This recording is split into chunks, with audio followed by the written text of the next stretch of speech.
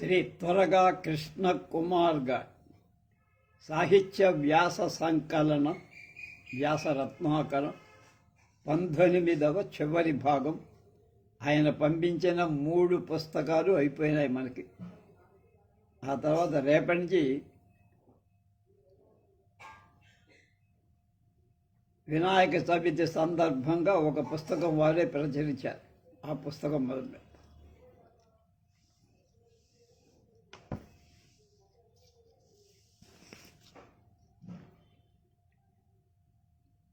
వృక్షకటికం రూపక పరిచయంలో ఉన్నాం మనం. దీన్ని భారతి గారు అందిస్తున్నారు.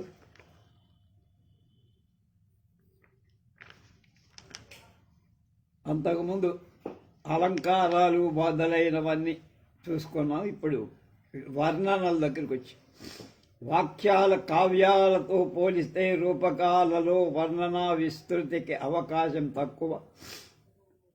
పద్యకావ్యాల్లో లాగా సావకాశంగా తీరుబడిగా వర్ణనలు చేయటానికి వీలుండదు. వర్ణనలు మితిమీరితే కథ చలనానికి అడ్డంకి అవుతాయి. అలా అని రూపకం వర్ణన విశీర్ణమైతే రసభంగం కూడా. కథా సంవిధానానికి దోహదపడుతూనే ఔచిత్య భంగం కలగకుండా వర్ణనలు ఉండటం ఈ మృచ్ఛకటక రూపక విశిష్ట. ఈ రూపకంలో అక్కడక్కడ సందర్భోచితంగా కనిపించే చమక్కు వర్ణనలతో పాటుగా 4వ 5వ అంకాల్లో కనిపించే వర్ణనలు రోమాంచితకారక. ఈ రూపక కావ్యం ప్రాకృత సంస్కృతాల అద్భుత కలయిక అని ముందే చెప్పానంటున్నారు. సంస్కృత భాష సౌందర్యం గద్గద నదీ ప్రవాహ జర్జరిత గాంభీర్య ప్రాధాన్యమైతే ప్రాకృత భాష సొగసు మలయమారుత స్పర్శిత కిసలయోద్భూత మైన సౌకుమార్యం. రూపక 4వ అంకంలో ప్రాకృత సౌందర్యం గణిక భవనంలో ఒక్కో గదిని వివరించే సన్నివేశం తాలూకు ప్రాకృత గద్యం ముప్పేటలై పరుచుకుంటే 5వ అంకంలో వర్షావృతమైన ప్రకృతి వర్ణన. సంస్కృత శ్లోకాలు ఒడలు గగురు పొడుస్తాయి. ఈ 5వ అంకం ఒక్కసారి చూద్దాం. వసంతసేన ఓ బిచుడితో పాటుగా చారుదత్తుడి ఇంటికి బయలుదేరింది. వెళుతున్నది ప్రియుడి ఇంటికి, తోడు వస్తున్నది విటుడు. వారిద్దరి మధ్య మాటలు ఏముంటాయి? బయటకు కొండపోతగా కురుస్తున్న వర్షం, ప్రకృతి శోభే వారి మధ్య మాటల రూపాన్ని సంతరించుకున్నది. మొదట విటుడు అంటాడు, వసంతసేనే పశ్య పశ్య గర్జంతి శైలశేఖరేషు విలంబి బుంబ మేఘాభియుక్త వనితా హృదయానుకారా ఏషాం రవేణ సహసోత్పతితై మయూరై ఖం విద్యతే మణిమయైరివ తాళ శృంగై అన్నాడు వాడు. వసంతసేన చూడు చూడు, శైల శిఖరాల కొండ శిఖరాల మీద గర్జిస్తున్న ఆ మేఘాలు విరహిణుల హృదయాలలాగా ఎలా భారంగా ఉన్నాయో. వాటి చప్పుడుకు ఒక్క ఉదుటున పైకెగసిన నెమళ్ల పించాల ఆకాశం మణిమయమైన వింజామరల చేత వీయబడుతున్నట్టుగా లేదా అంటాడు వాడు.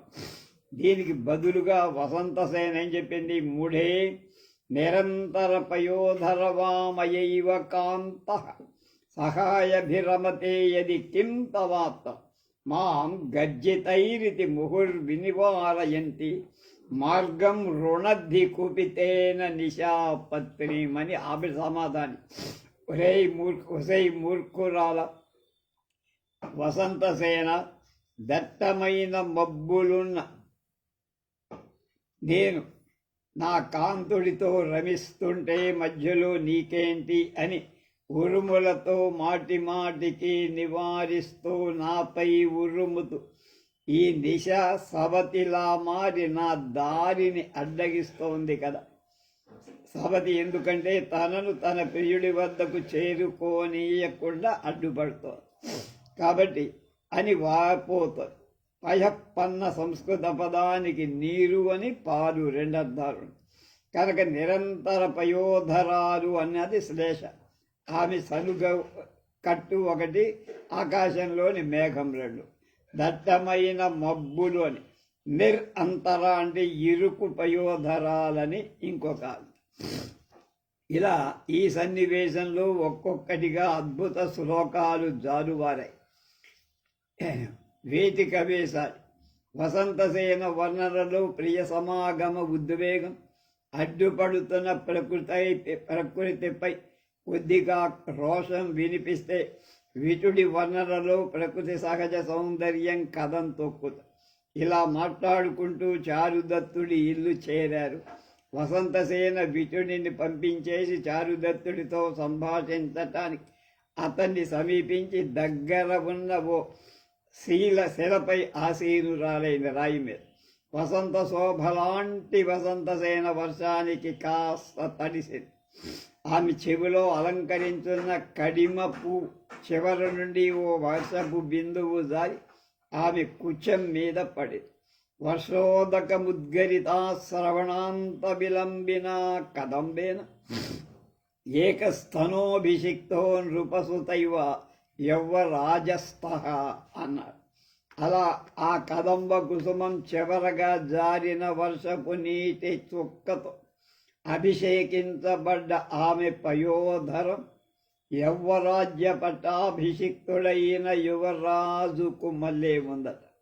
ఎంత అపురూపమైన చిత్తరు బొమ్మ గీసినట్టుగా వర్ణించాడో దృశ్యం. వర్ణనలో ఎంతటి అనుపమానమైన సౌకుమార్యాన్ని చూపించాడు.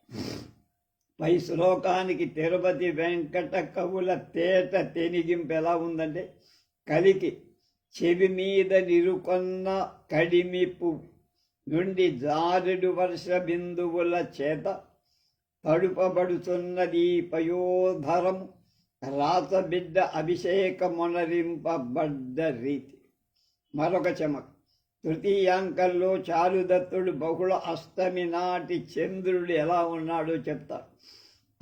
అసౌహిదత్వాతిమిరావకాశం మంతం ప్రజ అత్యున్నత కోటిరిందు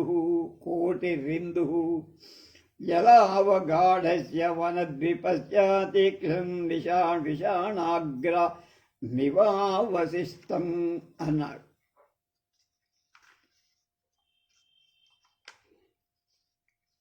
అడవి ఏనుగు ఒకటి నీళ్లలో జలకాలాడుతూ మునిగింది. దాని దంతం తాలూకు చివర మాత్రం నీళ్లకి పైన కనిపిస్తుంది.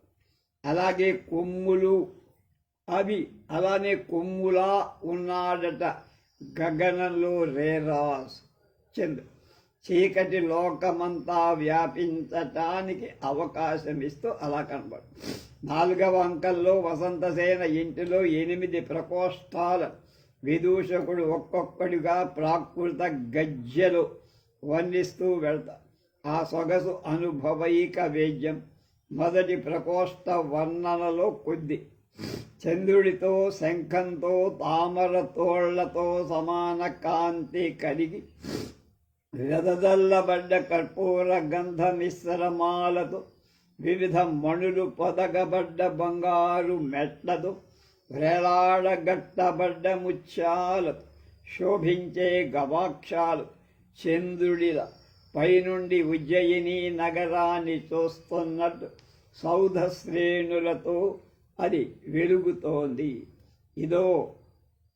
ఇదో విపఢమే ఓ వట్టే పవోట్టే నసిగ సింహ ముణాలచాణవో విహిరితూణ్ణి బట్టి పాండురావో వివిర రవణ పడిబద్ధ కంచన సోవాణ పసోహిదావు పాసాదవన్ పంతకి ఓ ఓలంబిద బుత్తాదయా మేహిం ఫణి అవాద అన ముహ చందేహిం నిజ్జ అంతీవి అజ్జ ఉజ్జ ఈణం.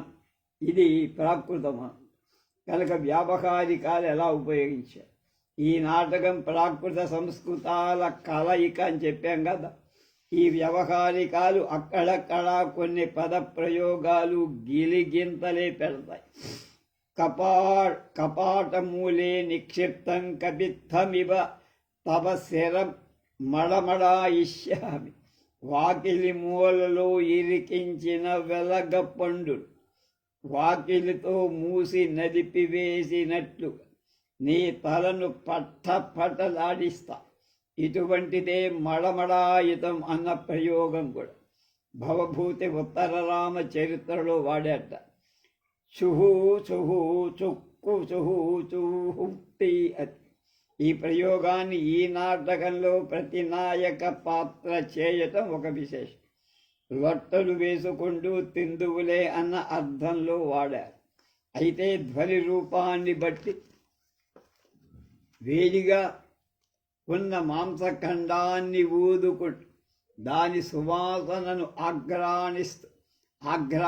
ఆస్వాదించటం అనే అర్థం కూడా అందులో ఉందన్నారు. మరికొన్ని ప్రయోగాలు భాషాశాస్త్ర అధ్యయన పరులకు చాలా ఆసక్తిగా ఉంటాయి. బరండ అంబువోం, వరండలంబుకం. ఈ ప్రయోగానికి వివిధ అర్థాలున్నాయ. ఛేదబాణ, ఏతాము బిందే గడ్డి మోపు అని 2 అర్థాలు బెతవోలు గారు చెప్పారు. తాడు చివర కట్టబడ్డ ఎర్ర అని ఒక నిఘంటువు చెప్పి హీమాణయే హమ్మయ్య అనే అర్థం. ని అబోటం నిజోదరం పొట్ట. గాలిం అంటే తిట్లను. కటకటాకాయేతే కటకటమంటున్నాయి. హీ హీ హీ హీ భో హహహ మహాద్భుతం అన్న అర్థంలో ప్రకృతంలో వాడిన మాట. అవిద భో అయ్యయ్యో అనేదానికి. మరిసేదు అంటే క్షమించబడుగాక, మర్చిపోకుండా ఉండండి అన్నారు. చూర్ణమిట్టి, చూర్ణ ముష్టి అని కొన్ని విమర్శ. ఈ రూపకంలో సంధి సంధ్యంగాలలో కూడిన యూనిటీ ఆఫ్ యాక్షన్ లేదని, ఒకే అంకంలో దృశ్యాలు మారటం వల్ల ప్రదర్శనకు అనుకూలంగా లేదని కొంతమంది విమర్శించారంటే, మొదటి అంకానికి అనుగుణంగా దాన్ని అనుసరిస్తూ తదుపరి అంకం సాగే నడత, అలాగే విధి ఎటు వంచితే అటు ముగ్గే నాయకుడిలో ఏ లక్షణాలు చూసి నాయిక ప్రేమించింది అని ఒక ఆరోపణ. మొదటి విమర్శకు సమాధానంగా ఈ నాటక ప్రధాన ఇతివృత్తం ఆర్యకుడు పాలకుణ్ణి పదవీచ్యుతుణ్ణి చేయడం ప్రేమ కథ నాటక చలనానికి దోహదపడే విషయమని కొంతమంది వివరించి, అయితే ఒకే అంకంలో దృశ్యాలు మారడం అన్న విషయానికి ఈ నాటకం అత్యంత సహజమైన సన్నివేశాలతో కూడుకున్నదని, కథ వేగం ముందు ఈ అసహజత్వం కనిపించదని కొంతమంది పండిత వివరణ.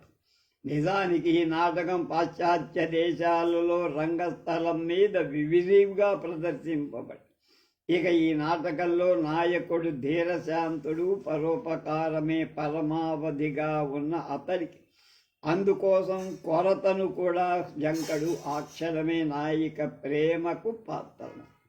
శూద్రకుడు. అసలు శూద్రకుడు అంటే ఎవరు అన్న విషయంలో చాలామంది పండితులు రకరకాల ప్రతిపాదనలు చేశారు. ప్రారంభంలో ఓ శ్లోకం కొన్ని సందేహాలకు పావుగా ఉంది. శూద్రకుడు మదగజ గమనుడు, శకోర నయనుడు, పూర్ణేందు ముఖుడు, సుందరాకారుడు, క్షత్రియుడు, శక్తి సంపన్నుడు, ఋగ్వేద సామవేద పండితుడు, గణిత శాస్త్రజ్ఞుడు, కామశాస్త్ర నిపుణుడు, గజ శిక్షకుడు అని నాటకారంభంలో తనను గురించి తాను చెప్పుకున్నాడు శూద్రక మహాకవి. ఇతడు అశ్వమేధ యాగం చేసి పుత్రుడికి సింహాసనం అప్పచెప్పి శతవర్షాలకు ఓ 10 రోజులు ఎక్కువగా, అంటే 100 ఏళ్లకు దాదాపుగా జీవించి తాను అగ్నికి ఆహుతుడయ్యాడు. అగ్నికి ఆహుతయ్యాక కావ్యం రాయడం కుదరదు కాబట్టి శూద్రకుడు ఎవరు అన్నది ప్రశ్న. దీనికి ఆయన నిరతాగ్నిహోత్రుడని కొందరి వివరణ. శూద్రక మహారాజు గురించి ప్రస్తావన బృహత్కథా, కాదంబరి, హర్షచరిత్ర, దశకుమార చరిత్ర మొదలైన ఇతర రచనలో ఉందని శోధకులు అంటున్నారు. ఈ కావ్యంలోని ఒక శ్లోకం నుండి దండి దశకుమార చరిత్రలో యథాతథంగా ఉన్న కారణంగా దండే దశకు శూద్రకుడని నిరూపించటానికి కొందరు చరిత్రకారుడు ముగింపు చెప్తున్నారు భారతి గారు. ఈ రూపకం English, German, Swedish, French, Dutch, Danish, Italian, Russian వంటి అనేక భాషల్లోకి అనువాదం పొంది ప్యారిస్ ఓపెరాలలో, జర్మనీలో విజయవంతంగా ప్రదర్శింపబడి ప్రశంసలు పొంది తెలుగులో ఈ రూపకానికి వీటిలో ప్రముఖమైనవి రెండు. తిరుపతి వెంకటీయం అనబడే తిరుపతి వెంకట కవుల రచన మొదటి. ఇందులో సంస్కృత శ్లోకాలు తేట తెలుగు పద్యాలుగా అనువాదం పొందాయి. ప్రాకృత సంస్కృత గద్య తెలుగు గద్యగా మారి అలా మొత్తం రచన తెలుగులోనే ఉంది. రెండవ రచన నేలటూరి రామదాసయ్యంగారు. ఇందులో రూపకంలోని పాత్ర చిత్రణ, మున్నుడి, కవి కాలాదులు వంటి విషయాలు కూలంకషంగా వివరించబడ్డాయి. ఇది సటీక వ్యాఖ్యానం.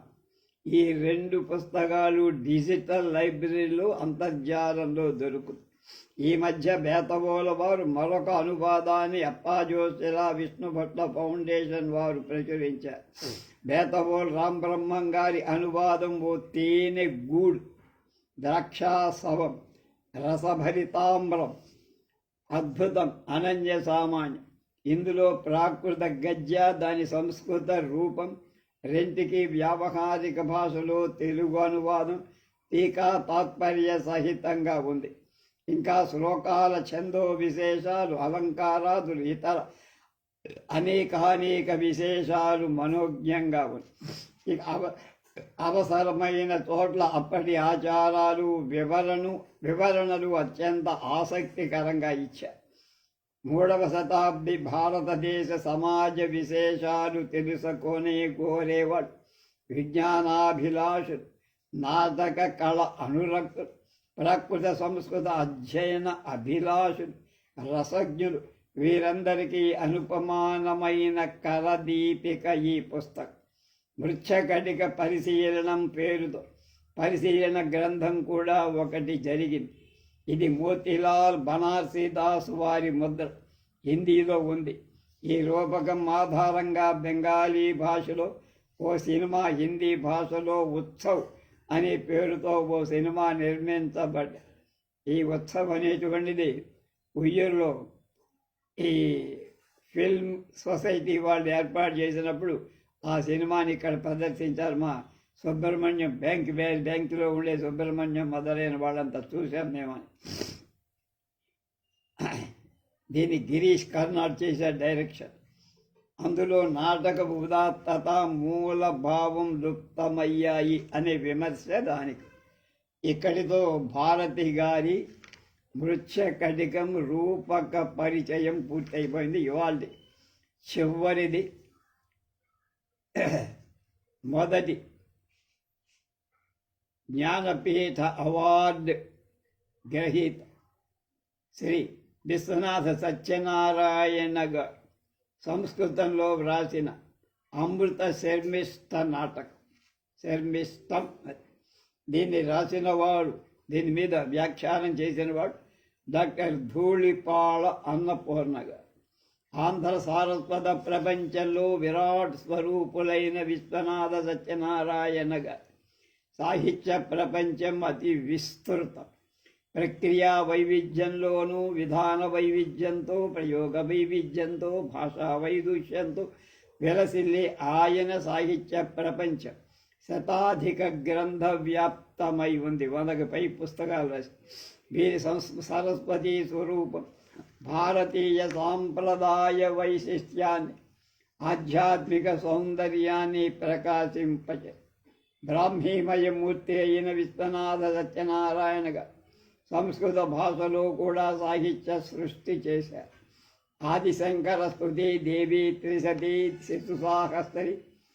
శివసాహస్రి, పుష్పగిరి సుప్రభాతం మొదలైన గ్రంథాలు శ్రవ్య కావ్యాలు కాగా 3 సంస్కృత నాటకాలు కూడా రాశారు.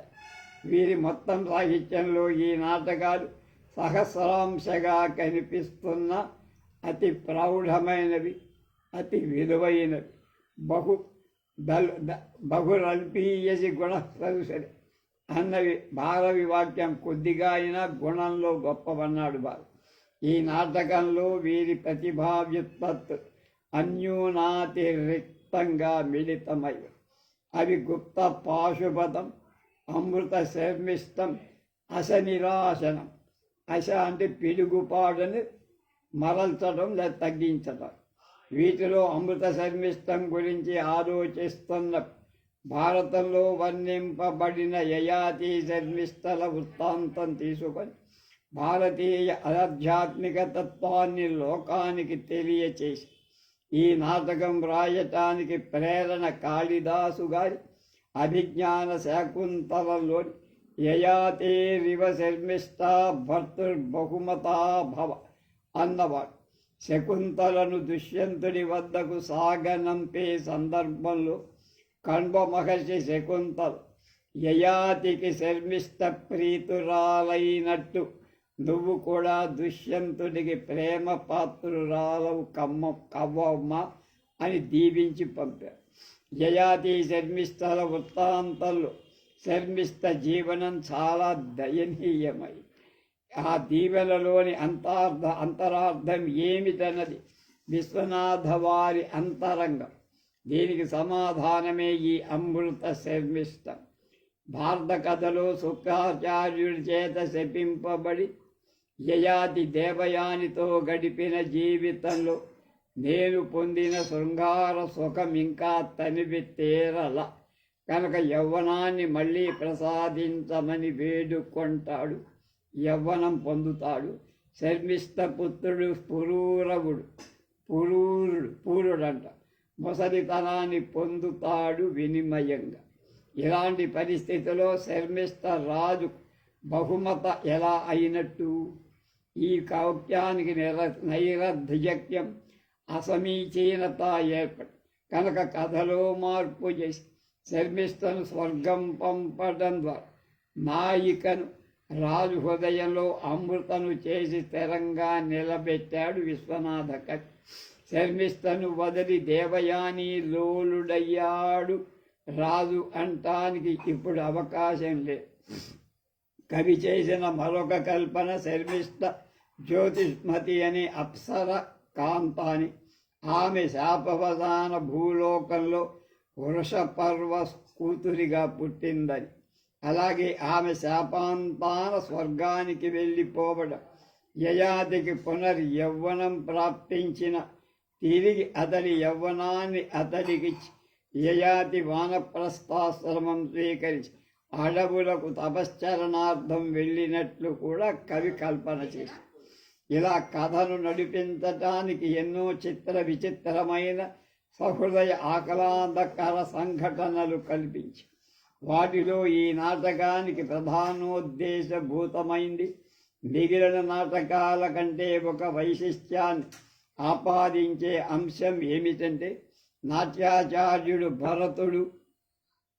భరతుడి విభావానుభావ వ్యభిచార సంయోగాద్రస నిష్పత్తి అన్న సూత్రంతో ఈ కథను కలిపి కథానాయకుడిపై యయాతి అనుభవ సారంతో భరతుడు సూత్ర నిష్కర్ష చేసిన చెప్పడం. కాబట్టి ఈ కథ భరతుని రససూత్ర చర్చ కంటే ముందుగా జరిగినట్టుగా కల్పించి ఈ నాటక పరిశీలనలో ప్రధానంగా 3 విషయాలు కనిపిస్తాయి. ఈ నాటకానికి ప్రధాన ధ్వని స్త్రీ పుంస సంయోగం సర్వ జగజ్జన్మహేతు. ఇదంతా బ్రహ్మలిఖితానుసారం జరుగుతుంది అన్నది ధ్వనిగా చెప్పబడి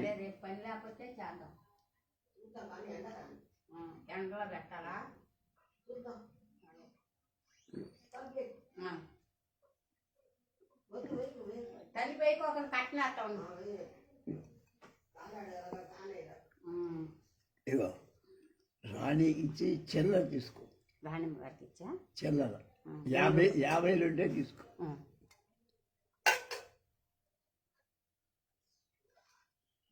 ఇంకొక విషయం ఏమిటంటే స్త్రీ సంయోగం చాలా సందర్భాల్లో వైదిక లక్షణ కేవలం సంతాన ప్రాప్తికి మాత్రమే ఉద్దేశింపబడి ప్రజాయై గృహమేధినామన్న కాళిదాసు వాక్యం దాన్నే వ్యక్తపరుస్తారు. కానీ కొన్ని సందర్భాల్లో స్త్రీ పురుషులు రసప్రావిత హృదయులై తపోదీక్ష వంటి సమాధిమచ్చింతతో రసానంద అనుభూతిని అనుభవించే వారిని ఈ నాటకం ద్వారా కవి చెప్పారని తెలుస్తారు. ఈ విషయాన్ని చెప్పడంలో మానవుడికి సంబంధించిన ఒక కొత్త వ్యాఖ్య కవి చేస్తారు. శరీరనిష్టమైన జీవుడు తాను అనుకునే ఉపాధి అని రెండు అంశాలు ఉన్నట్టు మనకు శాస్త్రాలు చెప్తాయి. కానీ ఈ రెండింటికంటే భిన్నంగా భావుకుడనే మరొక అంశ కూడా మానవులో ఉంటుందని, అది మేల్కొనడానికి తగిన సామగ్రి లభించినప్పుడే ఆ ఎరుక మానవుడికి కలుగుతుందని శర్మిష్ఠ యయాతుల శృంగార అనుభవం ద్వారా కవి ప్రతిపాది. ఇక కావ్య శిల్పం చూస్తే అత్యద్భుత నిర్వహణ మన కళ్ళకు మిరుమిట్లు కొలుపుతుంది. కాళిదాసు తన శాకుంతలలోని ప్రధాన కథ అంతా గ్రీవామంగాభిరామం అన్న శ్లోకం ద్వారా సూచించి తరువాత కథ అంతా ప్రతిబింబ రూపంగా నిర్వహించాడని ఈ కవి కాకుంతలలో అభిజ్ఞానత అని పుస్తకంలో వ్రాశారు. అదే పద్ధతిలో ఈ శిల్ప చమత్కృతిని అనుకరిస్తూ ప్రథమాంకంలోపునే కథంతా చెప్పి దానికి ప్రతిబింబంగా తర్వాత కథ నడిపించారు. ఇది 9 అంకాల నాటకం. భారత కథ ఇతివృత్తం. ప్రధాన పాత్రలు యయాతి, దేవయాని, శర్మిష్ఠ, శుక్రాచార్యులతో పాటు అరుణవల్కల బోధాయనుడు, వైశంపాయనుడు, జఘనవాలుక, పూరువు, భరత శిష్యుడు, మహేశానుడు మొదలైన పాత్రలతో విచిత్రంగా కథాగమనం సాగుతుంది.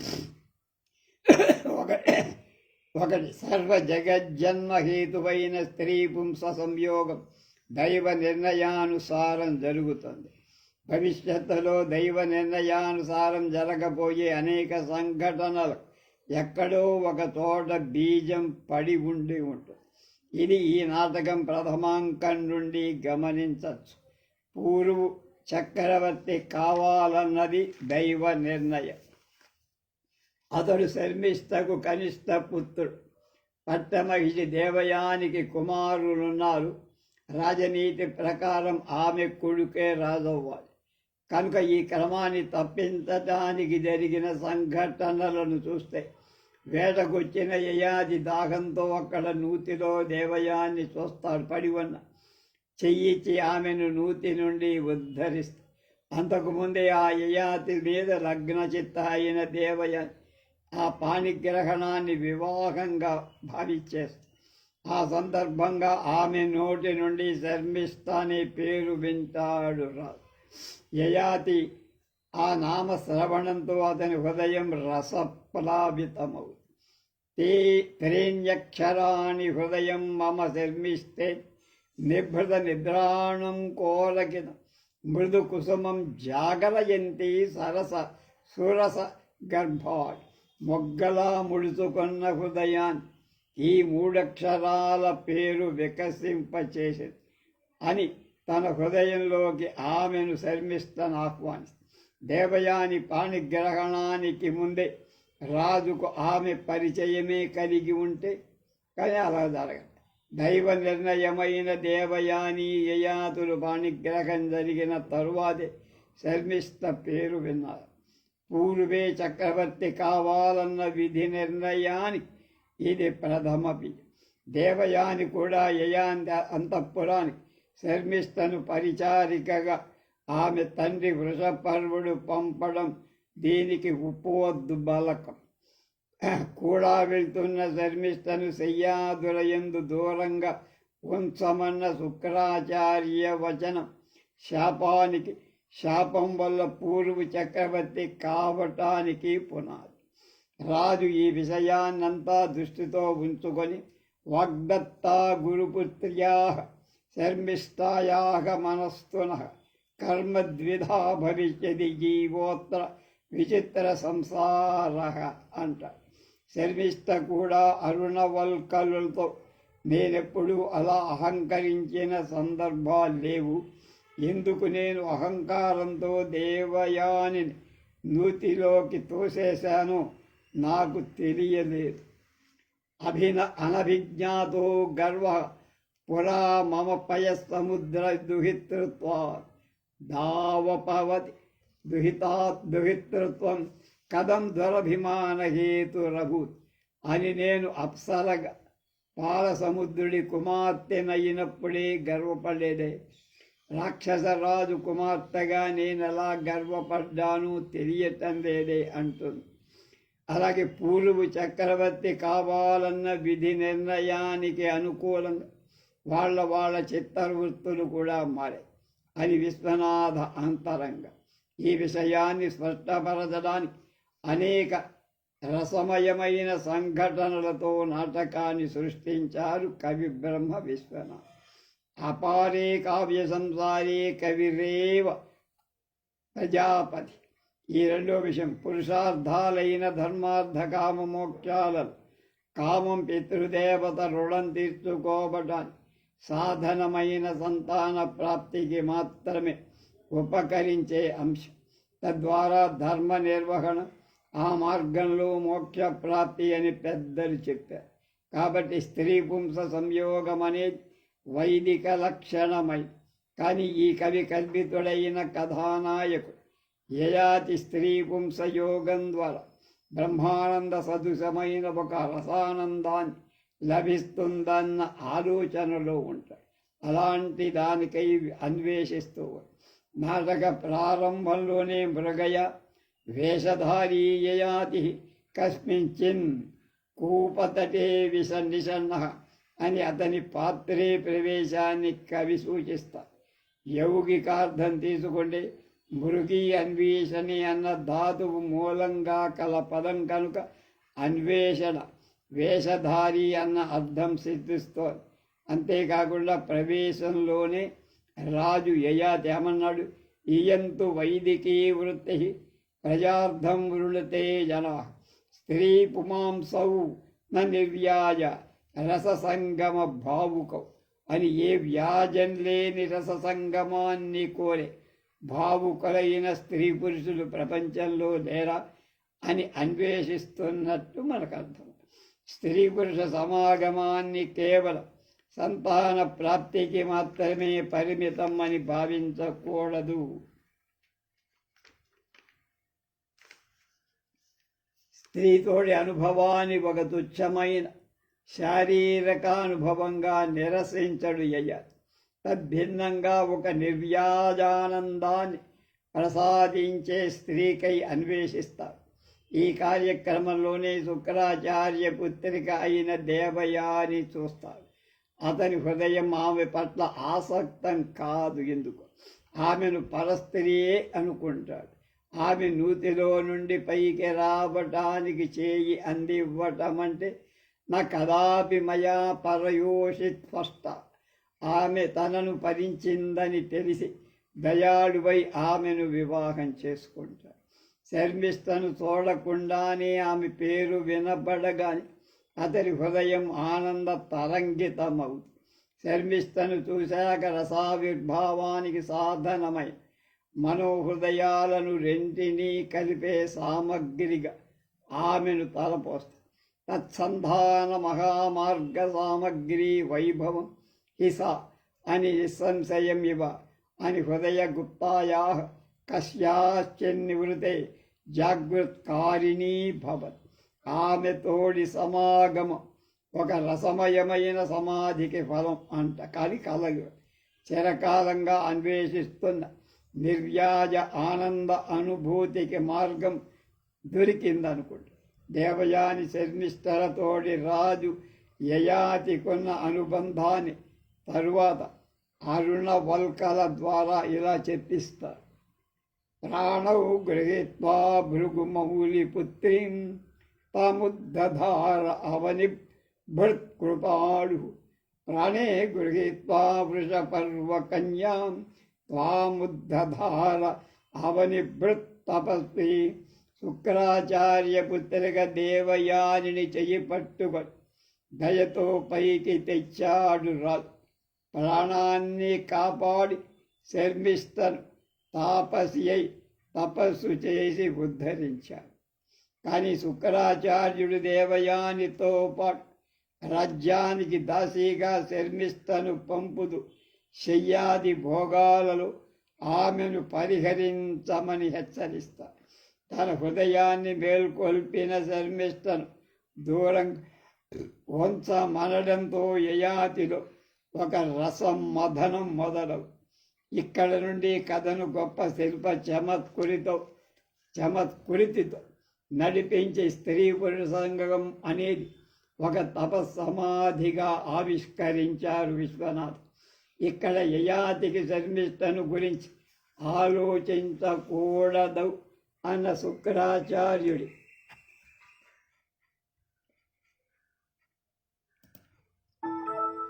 నియమం అయినా ఆమెను తలపెట్టకుండా ఉండలేడు మానసిక.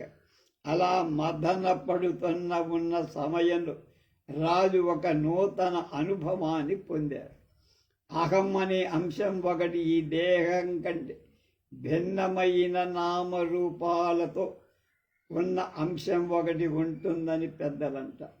యయాతి అన్న పేరులో ఉన్న అంశ పెద్దల నియమాలు ఉల్లంఘించనిది, వైదిక వృత్తిని అవలంబించి ఉన్నది. కానీ ఇక్కడ శర్మిష్ట విషయంలో శుక్రాచార్యుడి నిషేధాన్ని పాటించాలని ప్రయత్నించిన యయాతి కృతకృత్యుడు కాలేదు.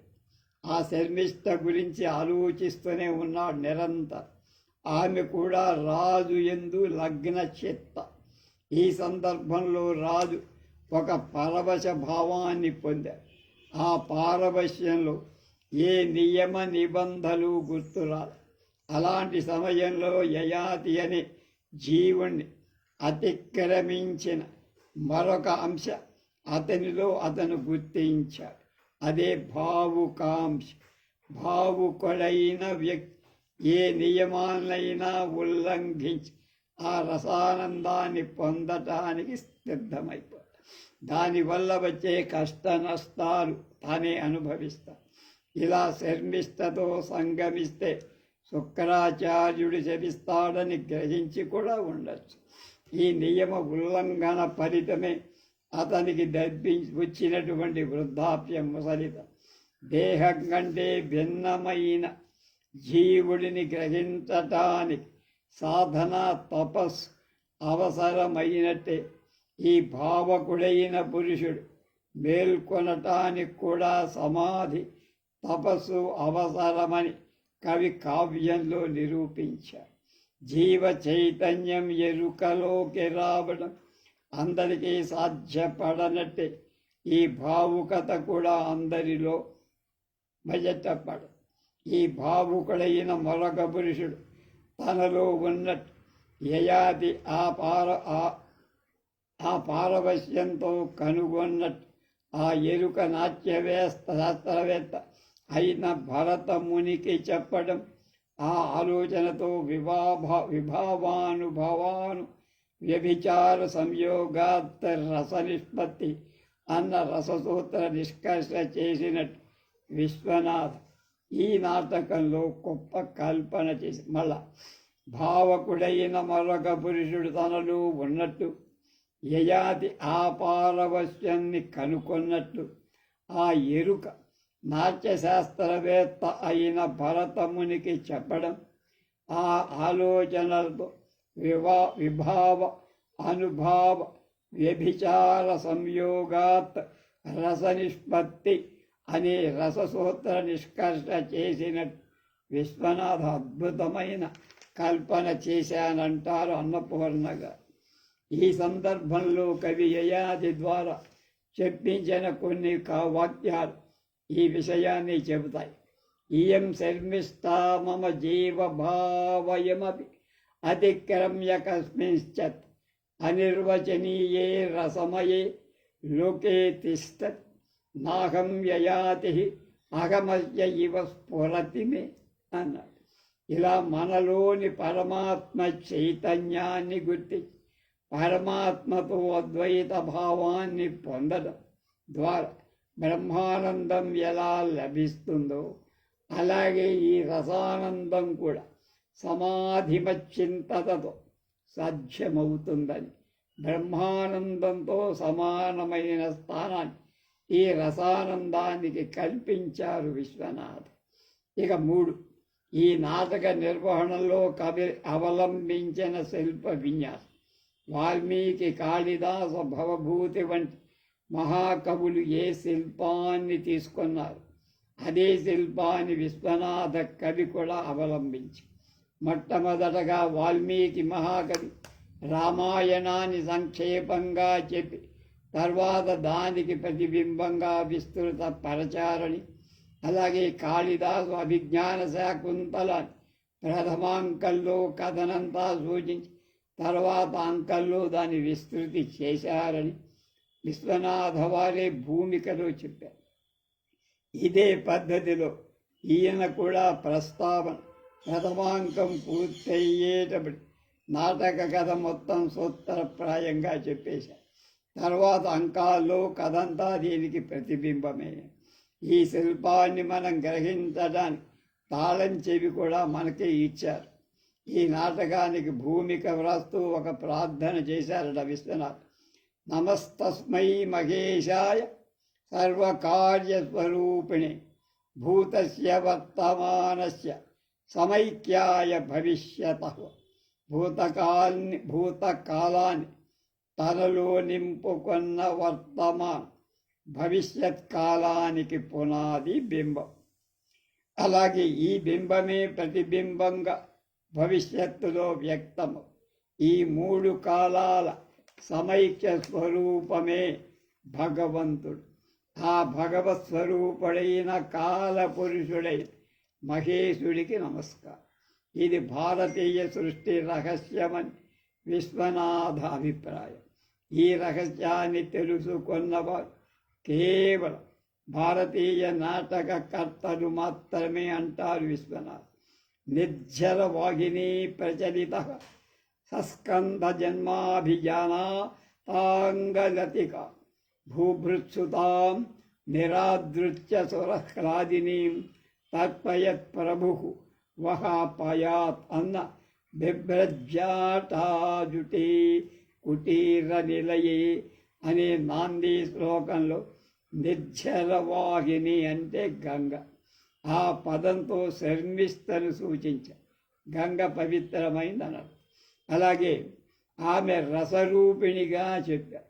గంగగా పోల్చడం ద్వారా ఆమె హ్లాదిని అని చెప్పడం ద్వారా యయాతి హృదయానికి ఆనంద సంధాయిని అని వ్యక్తం చేసి అభితాపితాంగలతిక భుర్భృత్సుత అన్న పదాలు దేవయానిని సూచి సస్కంధ జన్మ అన్న పదంలో పూరు సహితుడైన యయాతిని సూచించారు. నిర్జర వాహిని ప్రచలిత అన్న పదంతో యయాతి శర్మిష్టాల లగ్న చిత్తుడై నియమ నిబంధన అంటే శుక్రాచార్యుడి మాటను తోసిపుచ్చి రసవాహినిలో కొట్టుకుపోయాడని ప్రధాన విషయాన్ని సూక్ష్మంగా చెప్పి ప్రస్తావనలో సూత్రధారుని తండ్రికి 2 భార్యని, దానివల్ల కుటుంబం ఇబ్బందులు ఎదుర్కొంటోందని, పెద్ద భార్య బయటకు వెళ్ళిపోవడానికి సిద్ధంగా ఉన్నట్టు వర్ణించడం ఇదంతా ప్రధాన కథ చెప్పటానికే. జ్యేష్ఠాంబకు సూత్రధారుడికి జరిగిన సంభాషణలో వాళ్ళిద్దరి మధ్యలో ఎంతో ప్రేమ ఉందని, ఆ ప్రేమ కారణంగానే ఆమె వెళ్ళిపోకుండా ఆగి నాటక నిర్వహణకు సహకరించినట్టు వర్ణించడం, శర్మిష్ఠ కుమారుడైన పూర్వుకి దేవయానికి మధ్య ఉన్న ప్రేమ కారణంగా దేవయాని మళ్ళీ ఆమె రాజ్యానికి తిరిగి వస్తుందన్న విషయాన్ని వివరించటం. అలాగే వృద్ధాంబ ఆలపించిన వసంత గీతంలో వికసత్ కుసుకుమాంతర పానరత భసల అన్న పదాలు యయాతిని స్మరింపచేస్తున్నాయి. ప్రథమాంకంలో దేవయాని యయాతితో రసభరితాం వాపీం ప్రాప్తవాన్ అని అంటుంది. నీరు లేంది ఎండిపోయింది అయిన నూతి దగ్గర ఉన్న యయాతితో పలికిన ఈ వాక్యం అసంబద్ధంగా అనిపిస్తుంది. భవిష్యత్తులో రససంధాన సామగ్రి అయిన శర్మిష్ట దర్శనాన్ని వ్యక్తం చెయ్యటానికి ఈ వాక్యం చెప్పబడింది. తర్వాత శర్మిష్ట ప్రవేశించాక ఆమెతో ప్రేమ విషయే మమ భగినీ భవసి అని అంటుంది. అది దేవయాని వివాహ జీవితంలో శర్మిష్ట భాగం పంచుకుంటుందన్న స్మరణను కలుగజేస్తుంది. ఇలా కవి చివరకు ప్రథమాంకాన్ని సూర్యాస్తమయ చంద్రోదయ వర్ణనలతో ముగిస్తా. సూర్యుడు పద్మరేకులపై సంచరిస్తూ నెమ్మదిగా తన కిరణాలన్నింటినీ ఉపసంహరించుకొని వార్ధక్యాన్ని పటు జరోగ్రభావం గత పొందాడని చెబుతారు. అలాగే శుక్రుడు ఆ సమయంలో ఆకాశంలో తన ప్రాభవంతో వెలిగిపోతున్నాడని వర్ణించారు.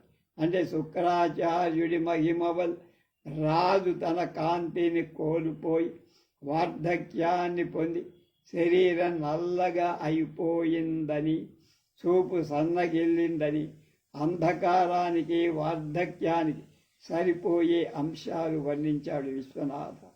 తర్వాత చీకటిని పారద్రోడు చంద్రోదయమై ముందని వర్ణిస్తూ చంద్రుడు అనే అర్థంలో యయాతి వంశానికి మూల పురుషుడు చంద్రుడు కనుక నిరాకుర్ణంధకారం మమ వంశదీపగా సమాగచ్చతి అంట. ఇక్కడ తనను శాపవశాత్తు ఆవరించిన వార్ధక్యమనే చీకటిని పోగొడుతూ తన వంశాన్ని కీర్తి ప్రతిష్టలతో వెలిగించిన తన వంశదీపమైన తన కొడుకు పూరువు వస్తాడని యయాతి మాటల ద్వారా కథను వ్యక్తం చేశాడు విశ్వనాథ. తర్వాత ఆ కుమారుడు తీసుకున్న తండ్రి యొక్క యయాతి యొక్క వార్ధక్యాన్ని, ముసలితనాన్ని కూడా తీసుకొని అది కూడా తొలగిపోయి కథ సుఖాంతమవుతుందని కూడా సూచన. ఆశాపూర్ణ సుధామూర్తి హృదేతి నవయౌవన అన్న చంద్రోదయ వర్ణలతో నవయౌవన ఉదేతి సుధామూర్తి అనడం ద్వారా పూర్వు కూడా యవ్వనవంతుడవుతాడని స్ఫురణ కను.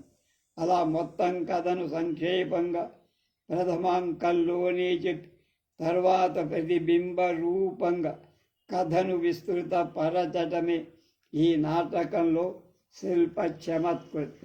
అలా అనేక అంశాన్ని సూక్ష్మాతి సూక్ష్మమైన సిల్కు పోగులతో కలనేత నేసినట్టు ఈ కథలో అల్లారు విశ్వనాథ్. వాటిని ఏ పోగు కా పోగు విడదీసి చూపించడం చాలా కష్టం. కొన్ని విషయాలు మాత్రమే నిరూపించారు. ఈ నాటకం చదువుకోవడానికి ఒక గొప్ప అనుభూతి.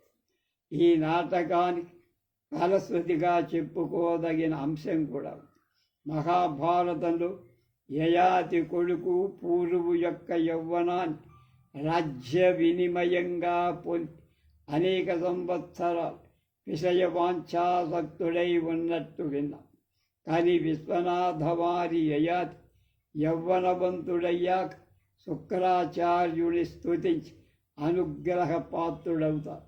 నీకు కావలసింది కోరుకో అని శుక్రాచార్యుడు అన్నప్పుడు గృహీత్వా పూరోశ్చ ప్రియతమ శిశుర్యౌవనమిదం కథం లజ్జాస్థానం నభవతి యయాతి కునృపతి సుతః ప్రాప్నోచ్చేతద్వయం ఇది కృతేయం చ వినతి అహం గచ్చామ్యహో హిమగిరి శిఖరస్థానం మహనం. చిన్న పిల్లాడి యవ్వనాన్ని నేను పొంది భోగాల్ని అనుభవించాలనుకుంటే అసలు నేను మనిషినేనా? వాడి వయస్సు ఏమిటి? వాడి ఆనందాన్ని ఎలా పాడు చేశాను నేను? కనుక ఈ వయస్సు నా కుమారుడికే ఉండేలాగా అనుగ్రహించి నేను హిమాలయాలకి వెళ్తానని ఒక ప్రేమగల తండ్రిగా దయగల మనిషిగా రూపుదారుస్తాడు యయాతి. దీనికి కారణం అతడిలో శర్మిష్టతో ప్రేమానుభవం వల్ల అతి సుకుమార హృదయాన్నిచ్చే భావుకుడు మేల్కొని స్త్రీ సమాగమాన్ని ఒక రస సమాధిగా తపస్సుగా భావించటమే కారణంగా అనుకోవాలి. మనిషి విషయలోలుడైపోవటానికి కారణమైన స్త్రీ సమాగమమే విశ్వనాథం మలచిన యయాతిలో ఆధ్యాత్మిక అనుభవ వాంఛకు కారణమై కనుక వాగర్ధమనోహృత్సుట్ వివర్ధతాం రసమయం మహః అన్న వాక్యమే ఈ నాటకానికి, ఈ వ్యాసానికి కూడా భరతవాక్యం అని పరికారు డాక్టర్ ధూళిపాళ అన్నపూర్ణ గారు అమృత శర్మిష్టం అనే నాటకాన్ని సమీక్ష చేస్తారు. దీనితో శ్రీ త్వరగా కృష్ణ కుమారు గారు పంపిన వ్యాసరత్నాకరం 3 భాగాలు పూర్తయిపోయాయి. వారే వినాయక చవితి సందర్భంగా తెలుగులో కవులు రాసిన పద్యాలన్నీ ఒక చోట ఒక పుస్తకంగా ఎవరో రాశారో కూర్చారో ఆ పుస్తకం కూడా ముద్రించారు. వచ్చేది వినాయక చవితి కనుక రేపటి నుంచి దాన్ని మొదలుపెట్టి వినాయక చవితితో పూర్తి చేస్తారు.